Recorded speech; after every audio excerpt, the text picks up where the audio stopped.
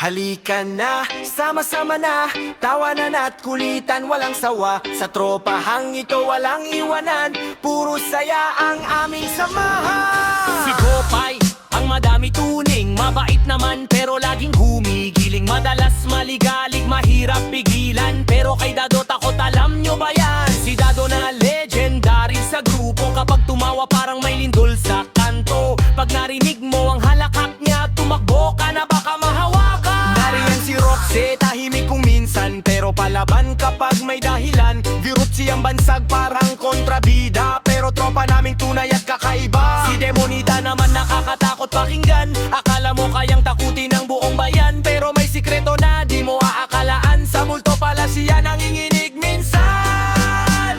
Ito ang samahan na puno ng tawanan kahit magkakaiba. Isa ang samahan, may kulit, may asar, may kantahan, pero sulit pa rin hanggang katapusan. Ito ang samahan na puno ng tawanan kahit magkakaiba. Isa ang samahan, may kulit, may asar, may kantahan, pero sulit pa rin hanggang katapusan. Si Sara ang artista ng barkada, artistahin nga at maganda pa. Kapag tulog na ang lahat sa paligid, siya naman ang gising, walang kapalit. Si Pasaway naman sa pangalan pa lang, parang pasaway na sa buong barangay lang, pero mabait naman sa totoong buhay. Pasaway lang talaga yan ang taglay. Si Yena tahimik, bihira magsalita, dahil maingay ang alaga niya. Minsan nakala namin di na umiimik, pero tropang maaasahan at napakabait. Si Eya naman mukhang malakas, pero sakitin pala kung minsan lumalabas. Dahan-dahan sa biro at tawanan, pakanebulay seragad ang kailangan.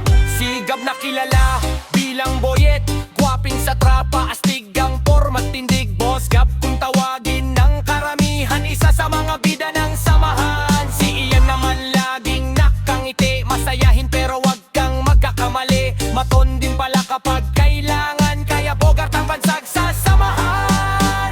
Si Kareng na singer ng barkada, magaling kumanta, walang kapantay na talaga. Bulol man minsan sa mga salita, pero si Karengkeng ay mahal ng tropa. Si Shot naman solid makisana, minsan lumalabas ang kulit niya. Abudo yung tawag ng barkada, kaya lalong masaya ang samahan na dala. Si Dance minsan parang nawawala, di mahagilap kahit saan magpunta. Mahilig mang-asar at games sa saya, iba-iba pa pangalan kada linggo yata. Si Jinken ang mayor ng samahan, pinakamabait pero may kalokohan. Singe din siya kaya wag kalimutan, baka manalo sa susunod na halalan. At si Boski ang mabarito ng lahat, maganda ang pangalan, astig pakinggan agad, pero dahil sa pamilya at mabubuting kaibigan,